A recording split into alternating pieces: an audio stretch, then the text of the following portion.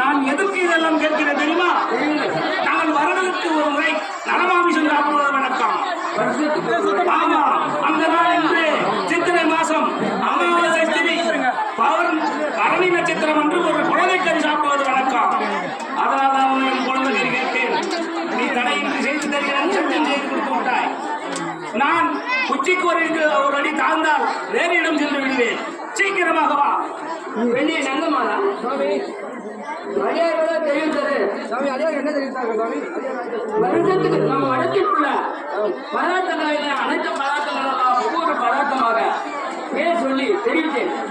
அதையெல்லாம் நாங்கள் அருந்துவது தயாராக இல்லை. மரகரி பதார்த்தம் நீங்கள் தெரிவித்ததெல்லாம் நாங்கள் அருந்துவது வழக்கம் கிடையாது.